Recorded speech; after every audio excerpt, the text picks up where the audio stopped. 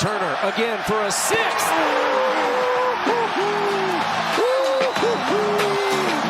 Myles Turner.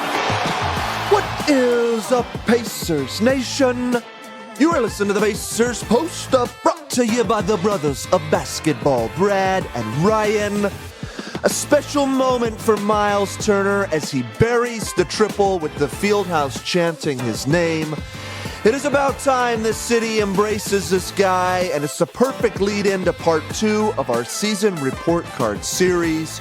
We are moving on to the centers and forwards, hitting the highs, the lows, and what might this group look like going into next season. We're covering that and more right here on the Pacers Post-Up. All right, Pacers fans, we are back for yet another episode of the Pacers Post-Up. We are continuing our report cards, if you will. We hope you guys enjoyed the guard edition on our last episode, kind of breaking things down with Halliburton, Nembhard, Mathurin, Shepard, McConnell. We are going to do a forward and center or wings and center episode here, kind of rounding out the rest of the roster. And I think I didn't say this on the last episode, but we're just sort of doing rotation players only. We did not dive into some of the end of the bench guys, just not enough to go off of. But we'll sort of tee this up, Ryan, as I did on the last episode. We are basing these grades off of a couple of things, primarily expectations going into this past season. What did we think this player's impact was going to be on our team? How did they stack up against, their historical performance? Obviously, so putting that all into perspective, we're doing that here with our grades, and we'll dive right in with one of my favorite players of this year. If Ben Shepard was my top guy, this was maybe number 2 on my list. Aaron NeSmith. And this is a guy that we pretty much got for a washing machine. Yeah. He was a throw-in. A broken down washing machine. Yeah, a broken down Brogdon washing machine. God, I'm not sure I could hate a player more than Malcolm Brogdon. And to get Aaron NeSmith out of that trade, along with some draft capital and others, it's just phenomenal. And coming into this season, really the expectation around NeSmith was interesting because he had played predominantly out of position last year. And that was something that we had talked about. And he was really going to have to do it again this season because you had the logjam at wing. You were playing guys like Brown and Heald, Mathurin, et cetera. So NeSmith, once again, was put in a situation where he had to carve out a role. And he did it. Yep. And did it with defense, which is kind of a theme as we've started, with guys like Nembhard, Shepard that we've talked about on the last episode. It was his defense that got him on the floor, and he really, I feel like, capitalized on it. I gave him an A this season. I feel like there's still a little bit more there, and we started to see some of that towards the end of the season with the mid-range game, getting downhill and attacking the rim. He had some, poster dunks throughout the year. I remember the one, I think it was on Mitchell Robinson in the Knicks series before Robinson goes down with the injury. But this is a guy that he ended up finishing 13th in three-point percentage this season. I had to go look that up because he hovered around 1 or 2, and he was cold by the end of the year. Did not shoot it great in the postseason. That's something that we're going to have to keep an eye on. He finishes at 28% in the postseason, and that was kind of a low point. We needed that out of him, and we didn't have it. Now, the flip side of that is we were giving him the toughest defensive assignments. I think we talked about this on the Knicks episode, the adjustment that Carlisle made, putting him on Brunson. I dug into that a little bit. He was in the playoffs, and I don't think anybody could argue that Brunson was, for the first 2 rounds, the guy in the playoffs that was elevating his game, going to the next level. NeSmith spent more time on him than any defender between the Pacers series and the Sixers series. Brunson, with NeSmith as a primary defender, finished with 11 points and 5 assists with 35 minutes of coverage. Now, the field goal percentage is high. Yep. He shot 71%, but what I think Aaron does that doesn't show up on the stat sheet is Brunson wasn't able to get to his looks and get to his spots. So, to put that in perspective, Tyrese Maxey spent 8 minutes on Brunson, and Brunson had 23 points. Kyle Lowry spent 32 minutes on him, and he had 20 points. Yeah. So I just think Aaron NeSmith is a guy that you just can't say enough about from effort, energy, hustle. He's got to clean up the fouling. His physicality can be problematic and takes him off the floor and sometimes gets him out of sync on the offensive end. But for him, it was a career year in terms of three-point shooting percentage, overall points, rebounds, assists. It was all it was the best year of his career. And a lot of it that you've touched on, I think, comes down to he's finally playing in the right position. He's a small forward. He should be our go-to 3-and-D guy moving forward. So it's an A for me for all the hustle metrics and edge that he brings. I just love this guy, and I hope he continues to move forward because I think his ceiling is even higher than what we saw this year. Yeah, I love that, and I did not know those stats on the Brunson figure, which matches the eye test of that series, and actually it's even better than I thought. I don't care about the percentage. To hold him to only 11 points when he was putting up, he had a streak of like 5 games over 35 plus or something. He was phenomenal, like you said. I had him at an A-. The only thing that probably kept him from an A was that shooting in the playoffs, which it's streaky. It's only 17 games. We've seen this. We've talked about it with other players where it goes up and down. If he had shot like he did in the regular season where he was flirting with those basically top 5 shooter in the league. And one thing we hit on that I love this year is we kept saying get that volume up. You're shooting so well. I think he finished at 4.6 or something, 3-point attempts per game. Still probably a little bit left on there, but that's still closer to what we wanted, around 5 or 6 from him, and was awesome. And another guy like Nembhard who earned another starting role. He was not the starter coming into the season. He might have been out of the rotation at times if Walker had outplayed him, which now knowing that was probably never going to happen. But he has proven to be a true high-level 3-and-D guy in this league. And really high level. I wrote down he's the best defender on the team. No questions asked. Any position. He has taken that mantle. I see no reason why, even if things change and all this, why some people are saying, I've heard people like Lowe on his podcast saying maybe he's more meant to be off the bench. I don't know. He seems like a true starter to me. Not. No. I don't know what else you want from him. And and I've heard a few people say that. I'm like, I don't know what you want from a starter, and especially. And again, this is where I think we've come around with these guys who are getting really high letters fit with Tyrese, fit on this team, and a guy who can shoot, move and shoot, and then defend the best player on the other team. And you had the Brunson stats. I'd be curious what his Tatum stats were on that series. I have to imagine he was the best defender on him by far. He was. I actually looked that up. I didn't put it in the notes, so don't quote me on this, but he was I think that one was more of a field goal percentage and points. I want to say Tatum only shot like 35% when NeSmith was the primary defender. But it was, if you looked at it in context of either Nembhard or even Obi, which was atrocious, and we'll get to that a little bit later. No shot at Obi. But I think the big thing too, again, when you talk about expectation, and I don't know, that Zach Lowe comment I think is way off base. This is a guy that didn't come into this season with really any defined role whatsoever. And he forces Carlisle's hand. He has to be on the floor. He's our best defender, and he's trending upward. Forget about the shooting percentage. I know, again, recency bias says he had a slump in the postseason, and he did. But this is a guy whose ceiling, I think, is even higher than what we've seen. Give him an offseason. Give him some continuity getting into this starting lineup. Not only was he moved into the starting role, then we had to integrate Siakam. I think that's where I'm just so team run it back. He's 24 years old. He's obviously just gotten the best experience you could possibly ask for. And if there's nothing else, and set a lot of things aside, this is a guy that has clearly transformed his body over the last couple years. He's a workaholic in terms of that nature. I think he's only going to do more. I would love to see him continue to shoot around 40% and maybe go from 12.5 to 15 or 16 a game.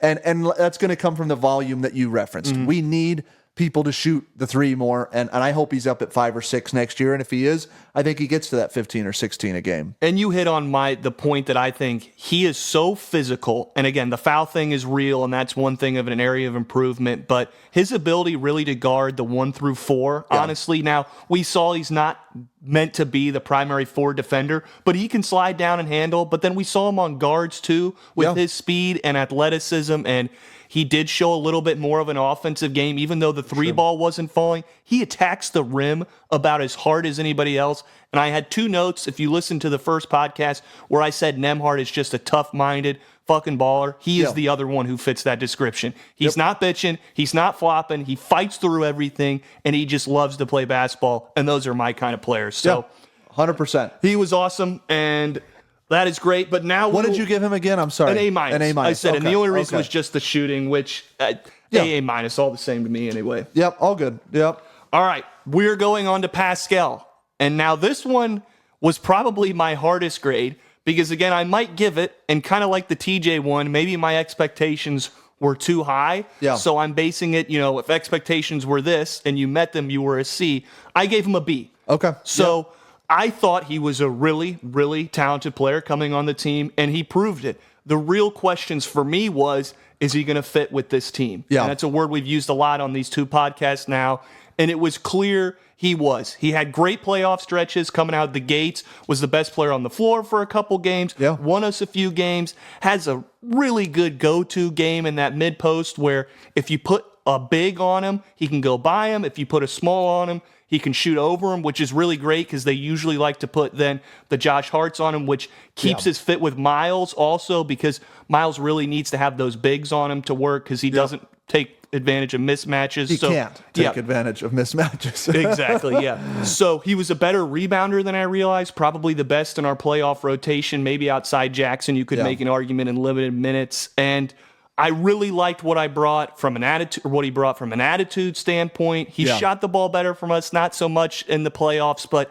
as our worst starting shooter, I think we can take that from him where he just... It was still 30% in the playoffs. That's what I mean. He's a threat. If he gets a couple going, teams have to honor it, and he can attack those closeouts. And I'm really excited to see what ends up being of his contract. We'll get into all that later, but when he inevitably signs with us, which all signs do point, he will be the best free agent signing this team has ever had, topping David West. And I think it's fit, his culture, long-term. I think he's going to last long. The way he plays his game, he's physical, but he's kind of light on his feet. He doesn't take a huge beating per se. So I'm really excited and thought we've just said this, a great trade. Yeah, I was a fan of the trade when we had it. I still think it was a phenomenal trade as we sit here today with hindsight being 2020. I gave him a B+, so I was just slightly better. And it does come down to expectations. I think there was a little too much up and down nature, particularly in the postseason. It did feel like it took a little while. Now, granted, Tyrese was coming back from injury, and you're trying to integrate somebody on the fly. You don't have a lot of practice time, if at any, because of the nature of the league and just games being every other night. There's been a lot of talk now after the season that he really hasn't even settled in Indianapolis. So for all of that being considered, I think it was really good. Not great, but it was really good. And like you said, the 35-plus point performances against Milwaukee in the first couple of games where he looked otherworldly. In Boston, the first player to have 50 points without, any fouls against him. I thought he was another guy. We touched on this with, I forget who it was. Matherin getting a tough whistle. I thought Siakam had a really tough whistle, particularly in the postseason. The hard part with his game, I look at the stats, and it's like he's just been the epitome of consistency. 21, 22, 7 or 8 boards, 4 or 5 assists, and he just has done that. And he did it for us, and he did it in the postseason. You look down, and you're like, okay, it's the same fucking thing that it's always been with him. It's just not the most sexy looking. He's very unconventional. Herky jerky, But highly effective. And I think he is as we said when we talked about this trade 3 months ago or whatever it's been, 4 months ago, this fit, I think, is really perfect for us. I am team, give him the max. I hope it's 4 years, not 5. I said that 2 episodes ago. But I think it's really important that you get this done. It will be the best signing that we've had. And I think the only thing I'm going to say for him going into next season, I hope he has some time to work on his stamina. I think the biggest reason I felt a little wishy-washy about playoffs was because in some of his best performances, he seemed to disappear down the stretch. And I think it was more, not that he's not able to do it, it's more he looked gassed. And some of that's tempo and things like that. The only other thing I wrote down as a negative was the Free footwork. throws? Well, the free throws and the free throw, I didn't put that. It was just footwork on defense. Yeah. He's a little bit, his feet are a little more stuck in mud than I thought. I also wrote area of concern, a little slow-footed at times. We saw this with Jaylen Brown, could beat him off the dribble pretty consistently. And again, does that improve? Does it not? Is that part of that stamina thing late where the legs are a little dead? So there's things, but that's where I think we weren't able to give it an A, but it's more of a testament to who he is as a player. Because if he would have come in and averaged 28 and this and totally blown, then maybe he would have deserved that. But I didn't expect that from him, obviously. And he is better than what I thought he was, and his fit, I'm with you. It took a little bit of time, but clearly into the late season, start of playoffs, it was clear he makes sense. He put everybody in the right spot, and he's a good long-term fit at the 4 for us. Agreed. And I think having a full offseason and some practice and stuff will help. I know it seems crazy to say, he played, I don't know what it was ultimately for us. We've got it somewhere, and I've lost it, but he probably played 40 or 50 games for us. It was 41. Something like so. He's played a lot of games, so I don't want to overblow. Oh, it's going to be a massive improvement, but I do think there'll be some chemistry things that can help going into next year. I'm just thrilled we have him. Anybody that's out there saying we shouldn't sign him, I think is not on the right path. Correct. So, anyways, so that was Siakam. We're going to move into next is Obi Toppin. Shout out to the Dayton Flyers fans up in the 200 section because they loved Obi, and I got to say, this was such a weird year for Obi because you make the trade in the offseason, 2 second-rounders. You take a flyer on a flyer, so to speak, and you know what? He started the year as our starting 4. So the expectation, I guess, going in is, okay, this is going to be our potentially starting power forward, and he was virtually unplayable because of his defense. So it was very apparent early on that he was going to have to re-earn his time, and he did. And that is where I land on the B+ grade. I think, and just part of it is because he was supposed to be our starting 4. He doesn't finish the year there, but from a numbers perspective, I mean, for this guy to go from shooting 34.5% from 3 to 40% for 3, we talk about, he's career high in points, 10 points a game, 4 rebounds a game. His fit is as good as anybody's. And I don't care if he's playing first unit with Halliburton, second unit with McConnell. He thrives in our pace and space, free-flowing game. I don't know if there's anybody that is a better finisher around the rim, above the rim, from lobs, layups, up and unders, you name it. I mean, he just has a ton of skill right and left hand. I think the most surprising, not most surprising thing, but the coolest thing for Obi and why I still am of the team to sign him this offseason is it was the defense that pulled him off the floor, and he did make improvements. Now, he got exposed, and I had him an A-, and I put it to B+, because really the Celtics series, I felt like he got exposed by Tatum and Brown. They were switching a lot of action to get him as the primary defender on one of those 2 guys and then attacking it. And by the numbers, he was definitely the worst primary defender on either of them in the postseason. And that's why I have it at a B+. There's a lot to like, but I don't know if I see him as anything more than a role player for us going forward. Yep. So I had a B+ as well. Okay. I was right on board with you. And so I was a Dayton Flyer while he was playing for the Flyers. So I was familiar with Obi a little bit. I don't watch a ton of college basketball, really any, but... Because it sucks. Yep, exactly. But I did not like him as a prospect. I thought he went way too early. I wasn't a fan. And so I had a lot of friends reach out to me who went to Dayton and love Obi and texted me when we got him and like, how excited are you? And I truthfully was still pretty low on him. So I'd watched him at the Knicks, and I thought he had definitely, he could play in the NBA. I didn't think he was, quote unquote bust or anything. Yeah. But that's where I came at B+ because my expectations coming into the season, I know he started. I never thought he'd be the long-term starter on our team. Yeah. I didn't see it, especially starting next to a guy like Buddy Hield. Now you've got 2 huge weaknesses on defense that were going to get exposed. Yeah. But he proved a lot of different things that I did not know he had in the game. The first one was he was like a knockdown shooter for us. Yeah. I mean, he'd come off screens. He had a little dribble package. I did not see that coming from anywhere. And when he puts them up, I'm really confident that they are going to fall. It looks great. He shot over 40%, just barely, but still on pretty good volume. I also wrote down, next to TJ, he's the second best player on the best bench in the league.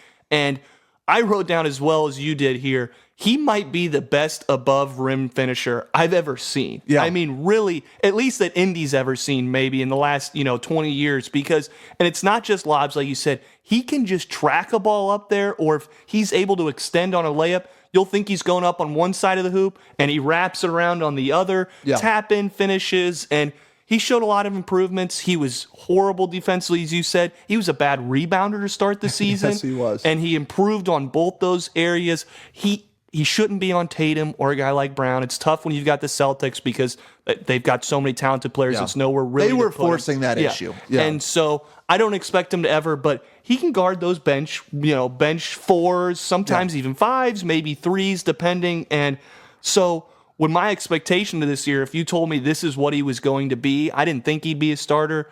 For him to be the seventh man on this team, and for that bench to be so damn successful, and he's a likable dude again. Not that all plays into it. Family man. He's hilarious.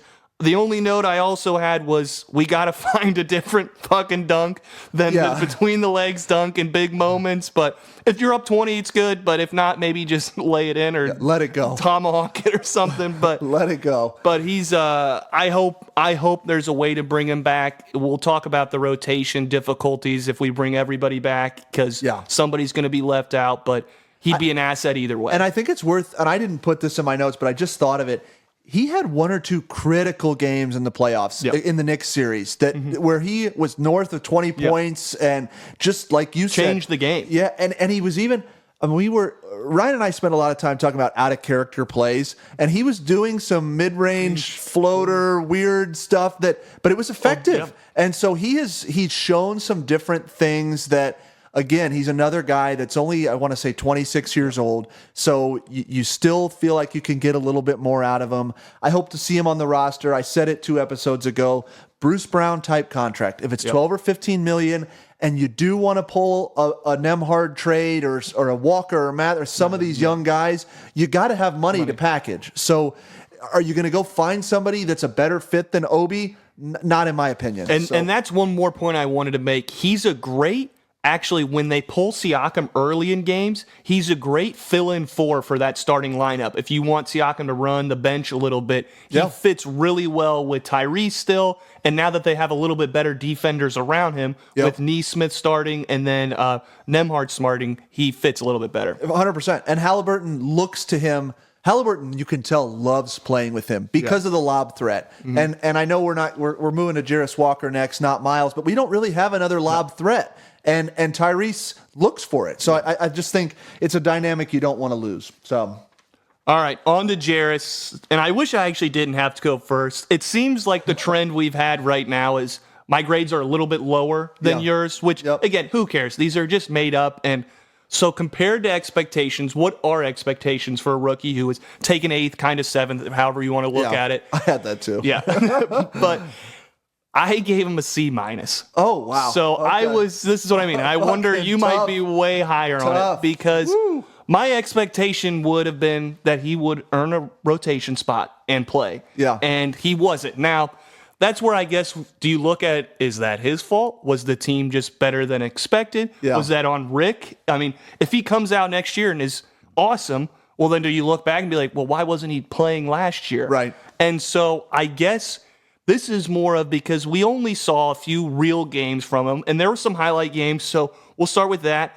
The highlight game against the Clippers we saw where he was versatile defender on both Paul and Kawhi, had some switches, some real nice playmaking. We've touched on this before. He was drafted for his defense, but his shooting seems to be way ahead of schedule. Yep. I had it stat. I think he shot do you have him in front of you? Are the G League stats so there? I've got the Mad Ant stats. He shot 37.8% from 3. On how many attempts? Because it was a pretty solid volume. Yeah, it was basically 7 attempts a game. That's what I thought. He was making 3 of 7-ish. And he averaged 4 assists from there. So those flashes were great. in the G League, which you want to see your rookies dominate. I say that. If they're not, that's usually concerning. But I guess for me, the whole reason I couldn't go above, because if I would have told you when we drafted him at the beginning of last season, he would really not get real minutes ever in the season, because even with injuries and all that, he never really found his way in.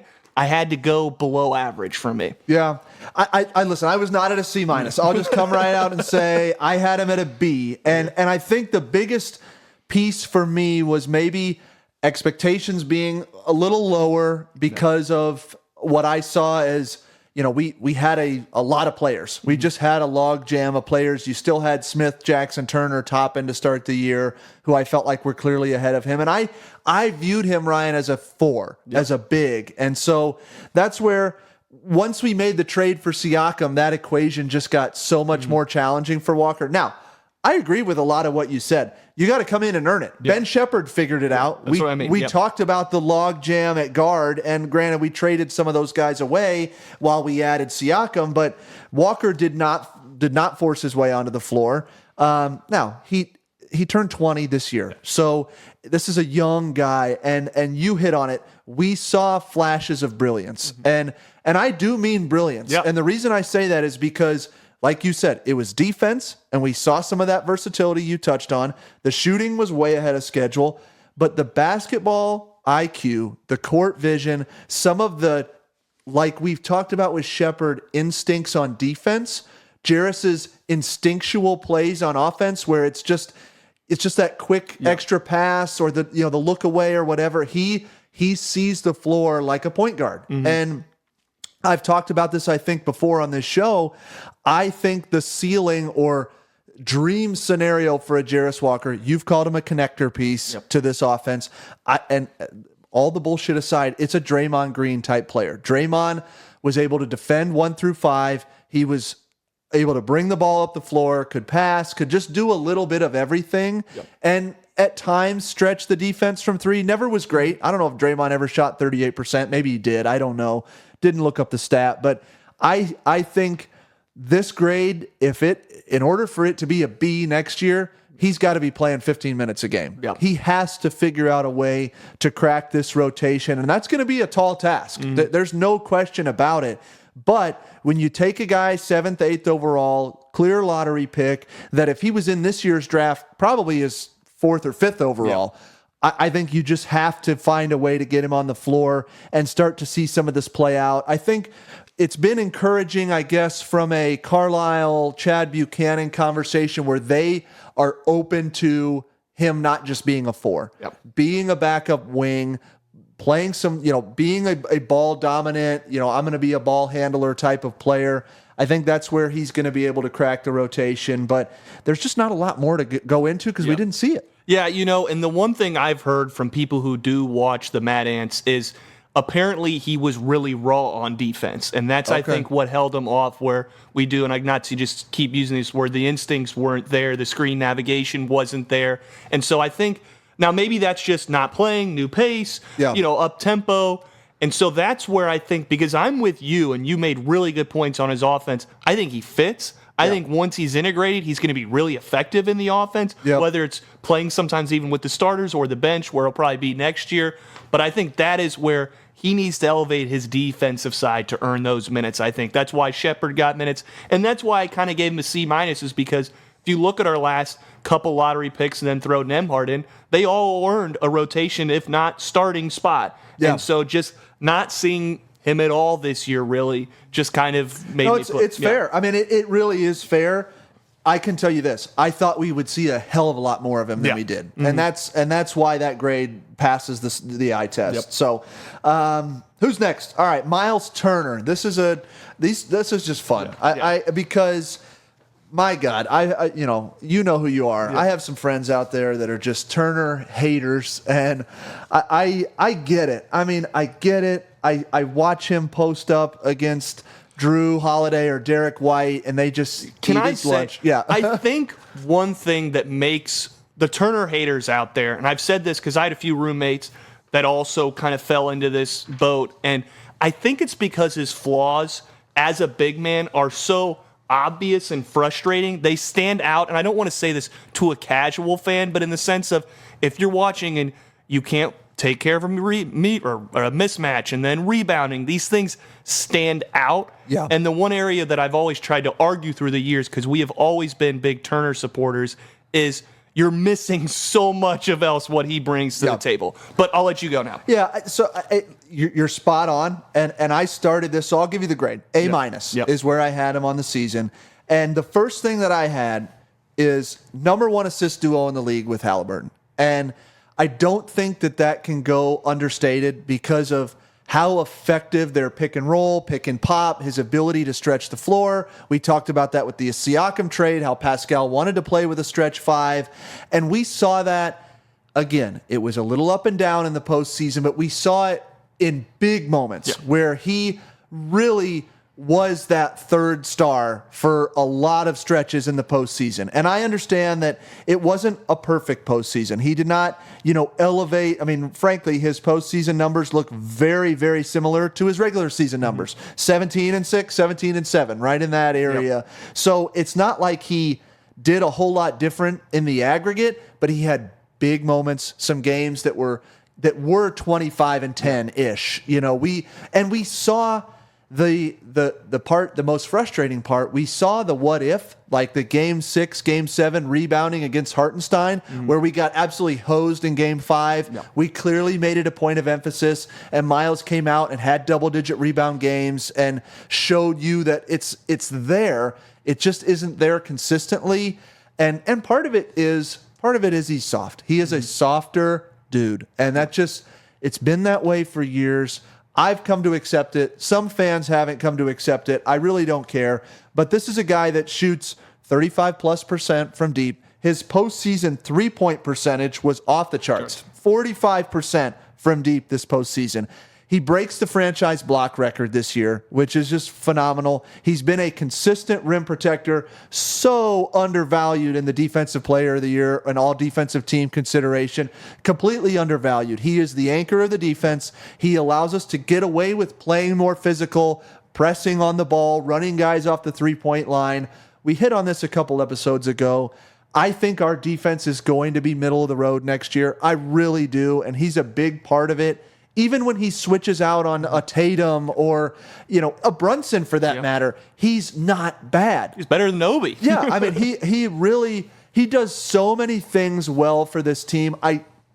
We are not the same team without Myles Turner. And while by the numbers, by the stats, it was not a huge step forward for him statistically this year, his fit with Halliburton and subsequently Siakam is perfect, damn near. And he's never going to be a great rebounder. So we're going to, I think of DiVincenzo and Hart in that Knicks series. We're going to need Nembhard and NeSmith and Siakam's averaging 7.5 already. They're going to have to pick up the slack in that arena. I don't ever expect Myles to get up to 9 or 10 boards a game. Nope. Not going to happen. But as long as he can stretch the floor, dominate in the mid-range, that free throw line extended shot is just money all the time. It's an A- for me, and I was really happy to see him have postseason success. Yep. I was as well at an A-. I wanted to go A, maybe thought I was just being too much of a Myles lover, but I had a few points as well. His per 36, because his minutes went down again this year just based on how deep our team was this year. His per 36 was the highest point totals, total threes, total rebounds this year. You said it, part of the most efficient pick and roll duo in the league. Tyrese has even said after that he never wants to play with just a rim roller now because he likes to have that stretch four. When he played for the Kings, he had Rashard Holmes, and he did well with Holmes a lot, and Holmes had a nice little floater game that they could work with. But I think Tyrese has found, oh man, what does this do? Allows me to get in the paint, allows me to kick the ball back. You hit on the post. He had his best postseason run. He might not have elevated his numbers, but he still played phenomenal, I thought, for a lot of games. He disappears. There's no doubt about that. But in my opinion, he outplayed Lopez, he outplayed Hartenstein, and he outplayed Horford. In each series, now, you can argue maybe here and there again with the rebounds and this, but I think he outplayed all those guys. I think he could be a championship-level big in this league. Fit in on a team, we need a little bit more talent. If you plugged him in on Boston right now, they'd be making the exact same run, if not better. He played 77 games this year. Sometimes Myles gets some ill love for his availability. He's been available for every single playoff game he's ever been a part of, any run. Domas didn't do that while he was here. Yeah. So his availability seems to be good. He's had a little bit of foot problems, but it's worked out. And to me, this Myles Turner, revelation all came together in Game 4 of that Bucks game, where the crowd is chanting Myles Turner. He is going off that game. He finishes with 7 threes, and to finish it off, after the crowd is chanting his name, he steps back and hits a 3. Timeout. The place is going nuts. He says he didn't even hear it, but it sure looked like he did because he was hunting down that 3. And I just love his game. There are so few centers in this league who can rim protect and stretch the floor, which just changes our offense. And if you're one of those guys who sits there on the defensive end with Myles, and you've touched on this a little bit, and it's like, oh, he blocks a couple shots and that's it. I just don't know what you're watching. Because in my opinion, one, with you said, if you're blitzing people and playing hard coverage and they get by, the rim protection is there. So if you're saying that, you just don't value rim protection at all. Consistently, he is always, and has been for the last 9 years of his career, been at the top of the league at percentage around the rim for anybody that attacks. He's always up there with the Goberts and the Embiids of the league. And yes, he can't guard centers to a certain degree. He has his glaring weaknesses, but his game is modern. It fits. He loves Indy, and I love Myles.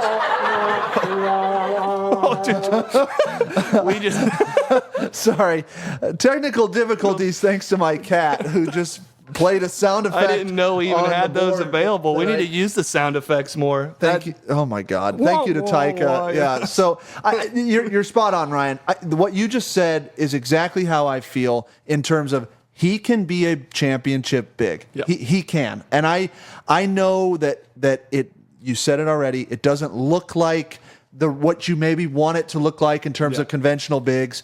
Embiid will have his... Now, frankly, this regular season, Myles played well on Embiid. Embiid did not have great games. Now, maybe you could chalk that up to injury, whatever. I'm sure Jokic would work him in a, whatever.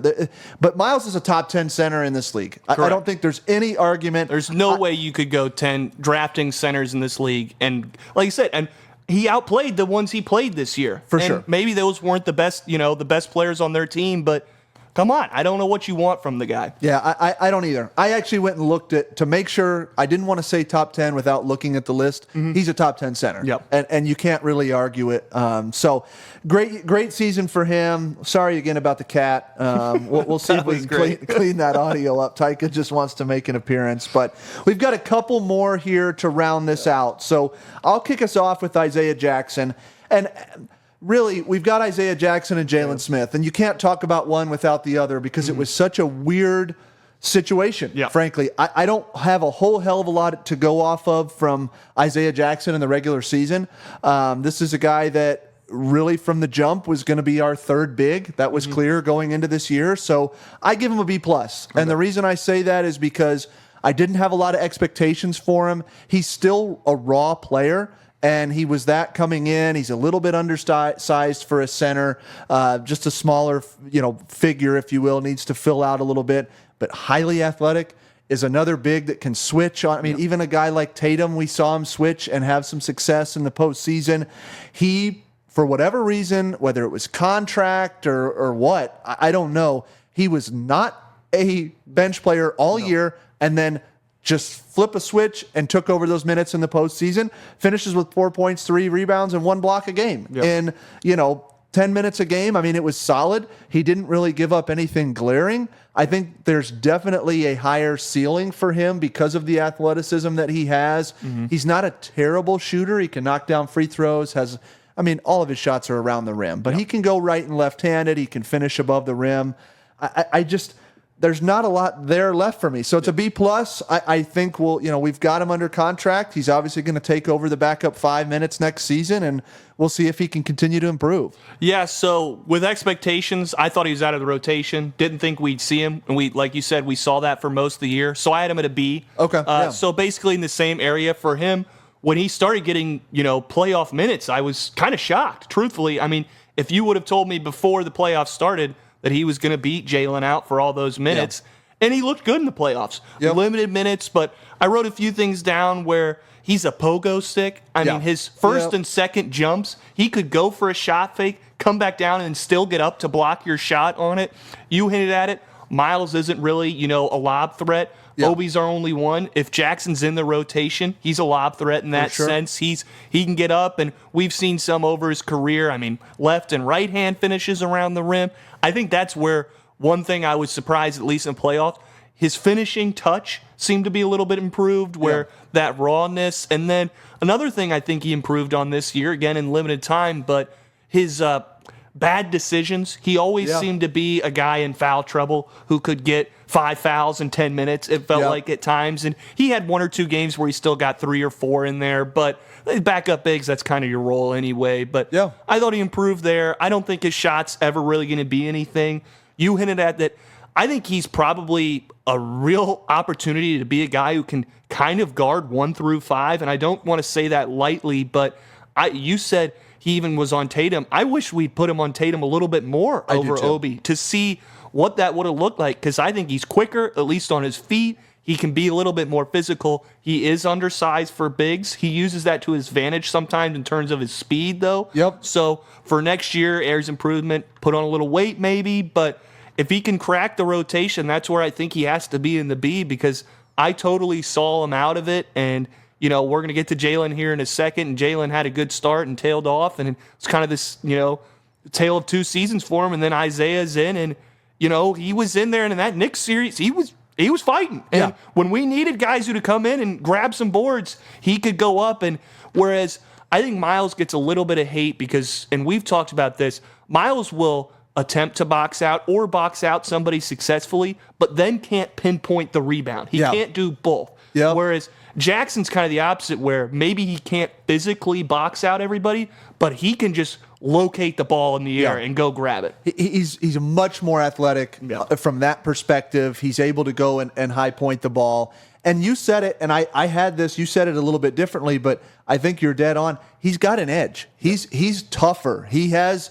a little bit of a chip. You can see he's jawing. He plays a more physical brand of basketball. Even though he's smaller than Myles, he plays more physical and plays a little bit bigger than he is, because I think he's only 6'9". But he's got length. I mean, his wingspan's a little bit larger than normal, so that's what allows him to get the block shots and what have you. So I think, and going into next year, it's very intriguing to me, because we'll transition right into Jalen Smith, because I don't think Jalen Smith's coming back. I don't see him getting re-signed on this team. And, that being said, it's going to provide an opportunity. We're going to need a big. It's not going to be Jarace Walker and Obi, I don't think, at the 5. So that being said, I actually had Jalen Smith as an A-.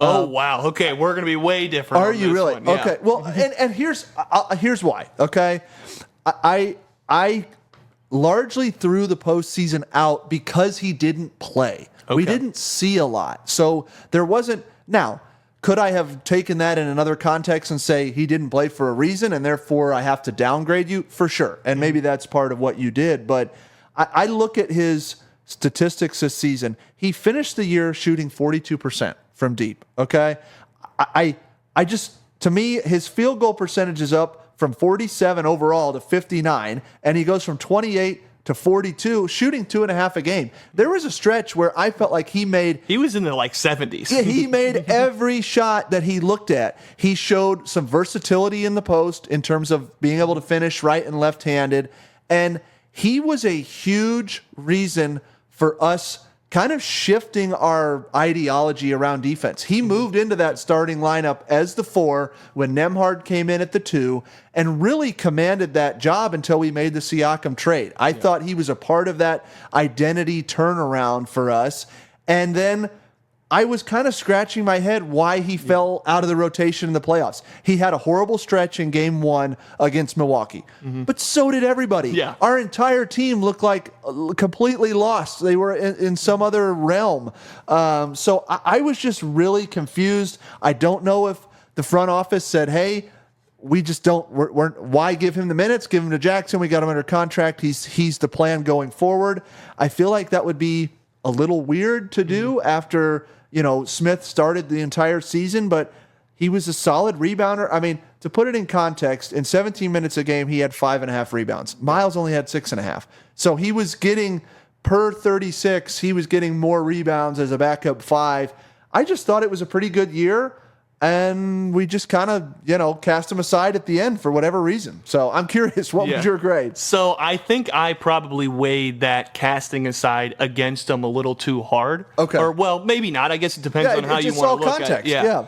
And so I'm with you. I had him at a B-, so nothing. Okay. But I was flirting closer with a C+, I'll put it that way, than I was going higher. I had the expectations this year. There was kind of, a little talk, is it Jackson or it's Smith? I was always a Smith guy. I might have said this on the podcast just because I think he brings a little bit more to the table. Yeah. You hit on it. His three-point ball was awesome for a while, and I guess this is where I'm going to transition into a bit, is it started to tail at the end of the year. Yeah. I don't have the shooting splits in front of me, but I know January, February, March, he was at like 30, 29% for a while. So that kind of tailed off. Him losing his minutes completely in the playoffs after giving, like you said, basically one mini run, and that was it, and the coaching staff completely deserted him. Another thing I think that hurt him this year and has now plagued him for 2 years in a row are those back spasms and lingering injuries. And that's where I think really, that was where I was leaning almost even to the C+ range, was because he's limited in his availability. Yeah. And we've seen that with very players. fair. We've seen that, what happens in the playoffs when you have guys like that. And it was just tough. So I think when he played, he looked good. I'm with you there. The three ball was there. I'm with you on the rebounding. He's probably our best rebounder on the team. Fundamentally, yes. Yeah, just who can do a little bit of both, where I said box out and then locate the rebound. Yep. And so I agree with you there. I was just lower because of how it soured on the end, whereas, we had players ramp up. He kind of ramped down, and it'll be really interesting going to this year. He's got a player option for like $5.5 million, $6 million this year. I have no idea what he's going to do with that. Yeah. Initially, you would have said, no way, he's going to decline it because he'll get more money on the market. Now, with the way things finished, I don't know where that's going to go. It'll be something to watch, and we can get into maybe the free agent logistics a little bit later. I still like his talent. He needs to be more healthy, more consistent, and again, this is maybe the same thing where I mentioned with Jarace. Was it his fault that he fell out of the rotation? I don't know exactly. Yeah. Did Rick see something? Obviously saw something in Jackson that worked. I don't really understand why you'd play one guy all of the regular season and one guy all of the postseason, maybe Jalen had a lingering injury we don't know about or something. It's a great point. That's a great point. It is. At first, when Jackson started getting the minutes, I thought maybe it was matchup driven, and then Jalen just never found his way back on the floor. And I have to think, based on this season, and I understand the trend was down at the end of the year. I just think they're going to look at it and say, a team that wants to stretch the floor, the guy shot 42% from deep this year. I think he gets 8, 9, 10 million. Yeah. I think there's enough of a market. He's proven that he can run. I think, he played the 4 and the 5 for us. He has a little less defensive versatility than Jackson does, I think, but I think his talent is there, and his, like you said, he shot. I hinted that it was slumping, but his shot looks really good. Yeah. Say what you will, he shot 40% on the year from deep, which for a big, I'd probably imagine there's only a handful that did that this season, and so I've always thought his talent levels really high. When we traded him for Torrey Craig and nothing, basically, it was a great trade, and I'll just be very curious now where his head's at, because maybe he sees it, okay, I can come back, win this rotation, or maybe you say you decline it if you can get more money and go to a team like Charlotte or Detroit or Washington and see if you can get a bigger role and see where it goes. So I got to ask you, how many times have we traded guys for next to nothing and gotten a lot of value out of them just from production and what? I mean, this front office, what do you say? They love, and I love that they do. To go on a little bit of a tangent on the side, they go for younger players on good contracts when they do that, that haven't gotten a role, like a NeSmith, like a Jalen, and there have been more throughout. And so I'm with you there. They can find TJ Warren. Yeah, exactly. And just find these guys. And it's right. We gave up. Torrey was a nothing. We weren't even going to be in the playoffs that year. And I think we might have given I think we actually got a second with him on that trade. So it just, it's just so fun. We're at such a cool point for this Pacers team right now. And listen, some of our lowest grades were in the C's. I mean, it just, and those were, mostly by Ryan. Well, and maybe coaching. Again, I had said it was maybe because Rick wasn't playing him. Yeah. That's really the only reason I gave him C's, because everybody who played deserved a higher letter grade. Yeah, for sure. Well, this was a lot of fun. We hope you guys enjoyed it. I know I did. It's always cool to kind of look back and sort of put everything in perspective. As we said, rounding out the last episode, we'll have some more content to come. We're going to do some ticket giveaways this summer to Fever stuff, some Olympics coverage. We'll certainly be all over free agency, the draft, looking ahead to next season, and really just looking forward to bringing you guys some more content. Let us know what you thought of the grades, and we'll come at you again soon.